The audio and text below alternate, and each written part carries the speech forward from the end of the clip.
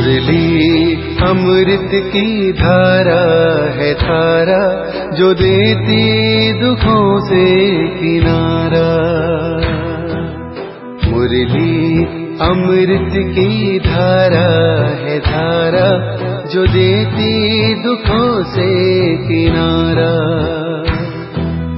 भूले जीवन में हो जाए शिव बाबा मुरली में समझाए।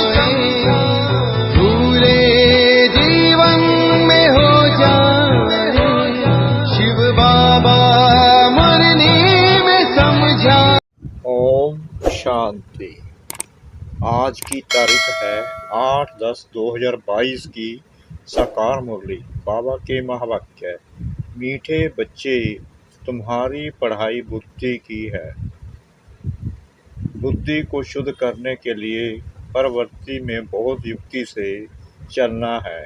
खान पान की परहेज रखनी है। प्रश्न: ईश्वर की कारोबार बड़ी वंडरफुल और गुप्त है, कैसे? उत्तर: हर एक के कर्मों का हिसाब किताब चुकतू करवाने की कारोबार बड़ी वंडरफुल और गुप्त है। कोई कितना भी अपने पाप कर्म छिपाने की कोशिश करे, लेकिन छिप नहीं सकता। सजा जरूर भोगनी पड़ेगी। हर एक का खाता ऊपर में रहता है। इसलिए बाप कहते हैं, बाप का बनने के बाद कोई पाप होता है तो सच बताने से आधा माफ हो जाएगा, सजाएं कम हो जाएंगी। छिपाओ मत। कहा जाता है, कख का चोर 100 लाख का चोर। छिपाने से धारणा हो नहीं सकती। ओम शांति। किसकी याद में बैठे हो? बच्चे समझते हैं माता पिता बाप दादा अभी आएंगे, आकर हम बच्चों को अपना बरसा देंगे। बाबा से हम फिर से 5000 वर्ष पहले मापिक स्वर्ग का बरसा ले रहे हैं। यह तो हर एक के दिल में होगा ना। अभी इस नरक रूपी भंभोर को आग लगने वाली है। तुम्हारा इस दुनिया वालों से कोई भी ताल्लुक नहीं है। तुम्हारे लिए ज्ञान भी गुप्त है तो वर्षा भी गुप्त है। लौकिक बाप का वर्षा तो प्रत्यक्ष होता है। बाप की यह जायदाद है। आँखों से देखते हैं, बाप को भी देखते हैं और वर्षे को भी देखते हैं। अब हमारी आत्मा भी गुप्त है।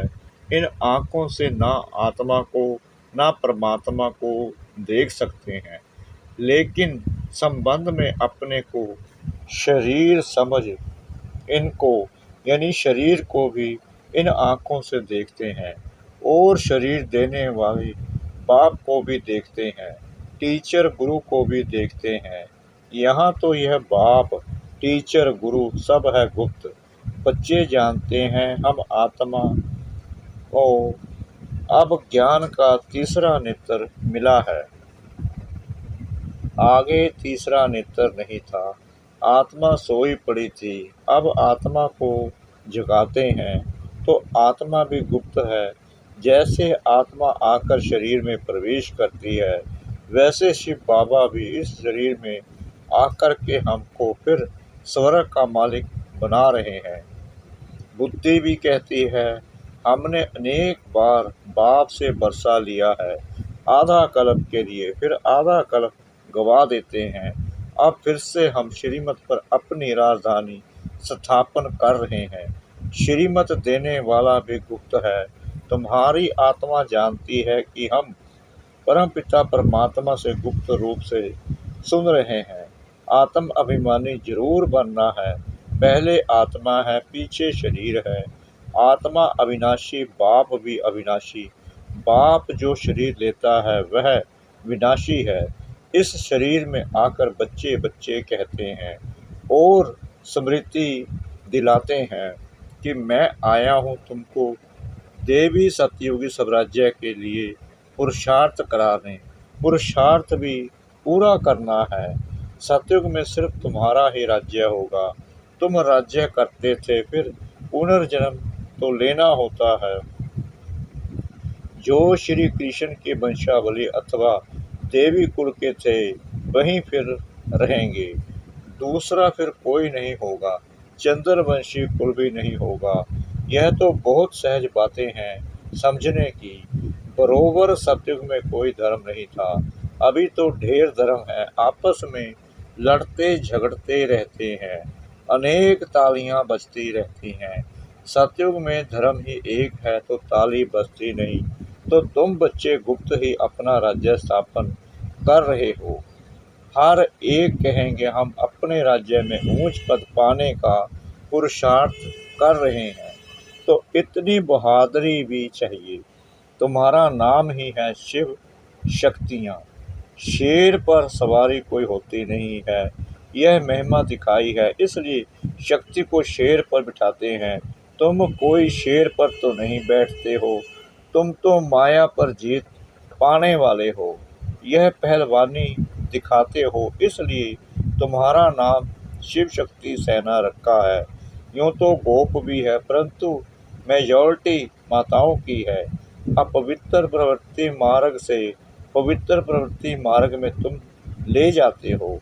तुम जानते हो सतयुग विष्णुपुरी में हम बहुत सुखी थे, पवित्रता सुख शांति सब कुछ था। यहाँ तो कितना दुख है, घर में बच्चे कपूत होते हैं तो कितना तंग करते हैं, वहाँ तो सदैव हर्षित रहते हैं। तुम जानते हो बेहद का बाप फिर से बेहद का सुख देने आया है। बाप कहते हैं बलग्रस्त व्यवहार में रहो, सिर्फ बुद्धि में यह धारणा करो, यह पढ़ाई बुद्धि की है। घर में रहते श्रीमत पर चलो, खान पान से भी असर लग जाता है, इसलिए युक्ति से चलना है। हर एक का कर्म बंधन अपना है, कोई बांधेली है, कोई बंधन मुक्त है, कोई तो चतुराई से भूं कर छुट्टी ले लेती है। युक्तियाँ तो बहुत समझाई हैं, बोलो बाप का फरमान है पवित्र बनो, मैं तुम्हें भक्ति का फल देने आया हूँ, तो जरूर भगवान के मत पर चलना पड़े, तब ही बिगड़ सजा खाए हम मुक्ति जीवन मुक्ति को पाएंगे। जन्म जन्मांतर का बोझा सिर पर है, जैसे बाप एक सेकंड में मुक्ति जीवन मुक्ति देते हैं, वैसे सजाएं भी एक सेकंड में मिल जाती हैं, परंतु भोगना बहुत होती है। जैसे काशी कलबट खाते हैं तो वह थोड़े समय में बहुत सजाएं खाते हैं, परंतु हिसाब किताब चुकतू हो जाता है। तुमको तो बिगड़ सजा खाए हिसाब किताब चुकतू करना है, इसलिए ऐसा पुरुषार्थ करना चाहिए जो सजा ना खानी पड़े। बाबा को याद करना अच्छा है, विनाश भी सामने खड़ा है। विनाश काले पांडवों की प्रीत बुद्धि बाप ने सम्मुख आकर प्रीत रखवाई है, बाकी औरों से प्रीत रख क्या करेंगे, वह सब खलास हो जाने हैं।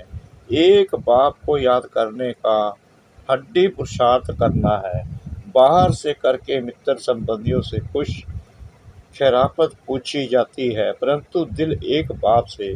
जिस्मानी आशिक माशूक घर में रहते एक दो को याद करते हैं। तुम आशिक बने हो शिव बाबा के, वह तुम्हारे सम्मुख है, वह तुमको याद करते, तुम उनको याद करो। शिव बाबा इस शरीर में आकर आत्माओं की सगाई स्वयं से कराते हैं।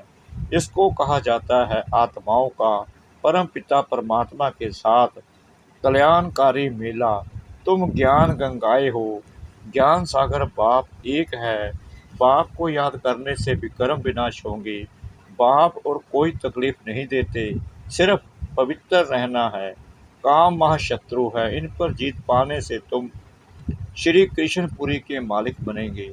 बाप का फरमान है पवित्र बनो, तो 21 जन्म की राजाई पाएंगे।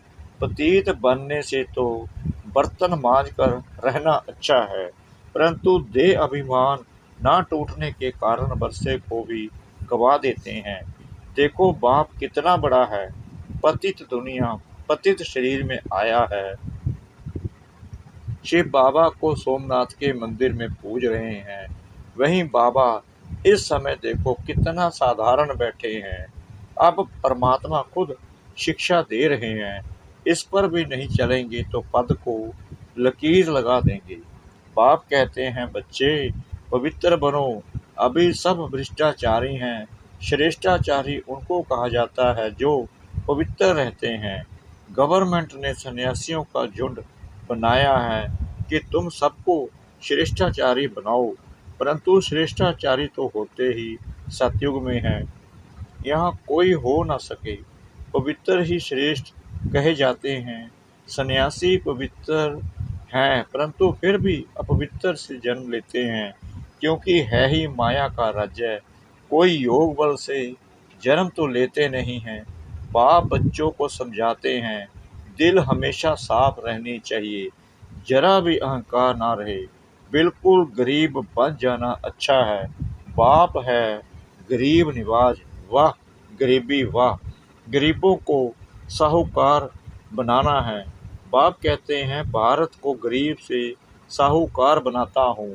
भारतवासी ही बनेंगे और बनेंगे वह जो श्रीमत पर चलेंगे, वही स्वर्ग के मालिक बन सकेंगे। बाप सहज राज योग सिखलाते ही हैं श्री कृष्णपुरी अथवा स्वर्ग का मालिक बनने के लिए। बाप का फरमान है पवित्र बनो, और कोई मनुष्य को हम गुरु नहीं मानते। जास्ती खिटपिट होती है पवित्रता पर, किसको मार मिलेगी। घर से निकाल देंगे तो वह क्या करेगी। बाप उनको शर्म देते हैं, परंतु ऐसे भी नहीं कि बाबा पास आकर फिर संबंधी याद पड़े और नुकसान करते रहें, फिर दोनों जहानों से निकल जाते हैं। ज्ञान की धारणा नहीं करते तो सुधरते नहीं, पुरानी ही चाल चलते रहते हैं। यहाँ तो कोई भी पाप नहीं करना चाहिए, तुमको तो पुण्य आत्मा बनना है। श्रीमत के आधार पर अपने आप से पूछो, यह पाप है व पुण्य है। बाबा समझाते हैं जो भी पाप किए हैं वह बाप को सुनाने से आधा पाप मिट जाएगा। बहुत बच्चे बताते हैं हमने यह किया है, यह गुनाह है, फलाने से पतित बने हैं। बाप तो जानते हैं ना कितने विक्रम किए हैं। समझाते हैं अभी कोई पाप नहीं करो, नहीं तो सजा एकदम 100 गुना हो जाएगी। फिर धर्मराजपुरी में साक्षात्कार कराएंगे। तुम ऐसे ऐसे पाप करके छिपाते थे, छिप तो नहीं सकता है, बल नहीं देखते हैं। वह बाप तो अच्छी रीति जानते हैं ना, धर्मराज के पास सारा खाता रहता है। ईश्वरीय कारोबार बड़ी वंडरफुल और गुप्त है। कहते हैं ना जरूर पाप किया है तब दूसरे जन्म में छी घर में जन्म मिला है तो जरूर जमा होता है ना, ऊपर में खाता तो है ना, अभी वह खाता यहाँ है। इसलिए बाप समझाते रहते हैं कि अब कोई पाप नहीं करना। कख का चोर 100 लाख का चोर कहा जाता है। समझना चाहिए कि हम बहुत बड़ा पाप करते हैं, फिर पद भ्रष्ट हो जाएंगे। धारणा नहीं होती तो ईश्वरीय सर्विस कर नहीं सकते, औरों का भी कल्याण करना है। ऐसे समय बर्बाद करेंगे, पाप करते रहेंगे तो पद कम हो पड़ेगा, फिर कल्प कल्पांतर के लिए वह पद हो जाएगा। इसलिए जितना हो सके पुरुषार्थ करना है। पूछते हैं बाबा के पास क्यों आते हो, कहते हैं सूर्यवंशी राजधानी का बरसा लेने, तो श्रीमत पर जरूर चलना पड़े। देखना है कि मेरे से कोई बुरा काम व पाप तो नहीं होता है, नहीं तो 100 गुना दंड पड़ जाएगा। फिर दास दासी जाकर बनेंगे। यहाँ इसलिए थोड़े ही आए हो। मम्मा बाबा कहते हो तो नर से नारायण बनना चाहिए ना, बिगड़ धारणा के पद कैसे पाएंगे। मम्मा बाबा कहते भी माँ बाप के तख्त पर ना बैठे तो समझेंगे पूरा पढ़ते नहीं हैं। मम्मा बाबा तो नर से नारायण, नारी से लक्ष्मी बनते हैं ना, तुमको भी बाप वहीं पढ़ाते हैं ना, तो बाप से पूरा बरसा लेना चाहिए। बहुत हैं जो छिप छिप करके पाप करते रहते हैं, बतलाते नहीं हैं। कितना भी समझाओ फिर भी छोड़ते नहीं। चोर को आदत पड़ जाती है तो चोरी बिगड़, झूठ बोलने बिगड़ रह नहीं सकते। सच्चे बाप के साथ सच ही बोलना चाहिए। बाप को बतलाना चाहिए कि हमसे यह पाप हुआ है, क्षमा करो। माया ने पाप करा लिया, अच्छा फिर भी सच बोला है तो पाप आधा माफ हो सकता है, नहीं तो पाप बढ़ता ही जाएगा। कोई कहते हैं धंधे में पाप होता है, व्यापारी लोग पाप करते हैं तो धर्माऊ निकालते हैं कि पाप कम हो जाए। पाप करके फिर पुण्य में पैसा लगा दिया, वह भी अच्छा ही है। डूबी नाव से लोहा निकले, वह भी अच्छा है। यह पाप तो स्वर्ग की स्थापना करते हैं तो सब पुण्य में ही चला जाएगा। दान पुण्य करने वाले को मिलता तो है ना। बाप हर एक को समझाते हैं, बाप हर एक बात में मत देते हैं, तो बच्चों को कभी ऐसा काम नहीं करना चाहिए। परंतु माया छोड़ती नहीं है। अच्छी अच्छी चीज़ देखेंगे तो झट खा लेंगे व उठा लेंगे। ऐसे ऐसे पाप कर्म करने से अपना ही पद भ्रष्ट कर लेते हैं। कई बच्चे बाबा बाबा कहकर फिर हाथ छोड़ देते हैं। हाथ छोड़ा फिर क्या हाल होगा। माया एकदम ही कच्चा खा लेगी, फिर वह कौड़ी का भी नहीं रहता। नंबरवार तो होते हैं ना। सुख दाम में कोई तो राजाई करते हैं, कोई फिर साधारण भी होंगे, दास दासियां भी होंगी ना। अभी तुम बच्चों को बेहद के बाप से बेहद सुख का बरसा मिल रहा है, इसलिए बाप की श्रीमत पर चलकर पूरा बरसा लो। मौत तो सामने खड़ा है, अकाले मृत्यु तो होती है ना। एरोप्लेन गिरा तो सब मर गए, किसको पता था कि यह होगा। मौत सिर पर खड़ा है, इसलिए कोशिश करके बाप से पूरा बरसा लेना चाहिए। श्रीमत पर शरीर निर्वाह, अर्थ कर्म भल करो, साथ साथ यह पढ़ाई भी पढ़ो। बाप युक्तियाँ तो सब बतलाते हैं, पुरुषार्थ कर पवित्र भी रहना है। झाड़ू लगाना, बर्तन मांजना अच्छा है अपवित्र बनने से, परंतु देही अभिमानी बनना पड़े। पवित्रता का मान तो है ना। पवित्र नहीं बनेंगे तो पद भी नहीं पाएंगे। यह सब बच्चों को समझानी दी जाती है। बच्चे तो वृद्धि को पाते रहेंगे, प्रजा भी बहुत बननी है। एक राजा को प्रजा तो हजारों के अंदाज में चाहिए ना। राजा बनने में मेहनत है। अच्छा मीठे मीठे सिकला दे बच्चों प्रति माता पिता बाप दादा का याद प्यार और गुड मॉर्निंग। रूहानी बाप की रूहानी बच्चों को नमस्ते। हम रूहानी बच्चों की रूहानी बाप दादा को श्रद्धा भरी प्रेम भरी नमस्ते। शुक्रिया बाबा, शुक्रिया बाबा, शुक्रिया बाबा, इस मीठी मीठी मीठी मुरली के लिए। धारणा के लिए मुख्य सार। नंबर 1, इस विनाश काल में दिल की सच्ची प्रीत एक बाप से रखनी है, एक की ही याद में रहना है। नंबर 2, सच्चे बाप से सदा सच्ची रहना है, कुछ भी छिपाना नहीं है। देही अभिमानी रहने की मेहनत करनी है, अपवित्र कभी नहीं बनना है। वरदान, दुख की लहरों से न्यारे रह प्रभु प्यार का अनुभव करने वाले, खुशी के खजाने से संपन्न भव। संगम के समय दुख के लहरों की कई बातें सामने आएंगी, लेकिन अपने अंदर वो दुख की लहर दुखी नहीं करे। जैसे गर्मी की मौसम में गर्मी होगी, लेकिन स्वयं को बचाना अपने ऊपर है, तो दुख की बातें सुनते हुए भी दिल पर उसका प्रभाव ना पड़े। जब ऐसे दुख की लहरों से न्यारे बनो, तब प्रभु का प्यारा बनेंगे। जो ऐसे न्यारे और परमात्म प्यारे हैं, वही खुशियों के खजाने के से संपन्न रहते हैं। स्लोगन, त्रिकालदर्शी व त्रिनेत्री वह है जो माया के बहुरूपों को सहज ही पहचान ले। ओम शांति।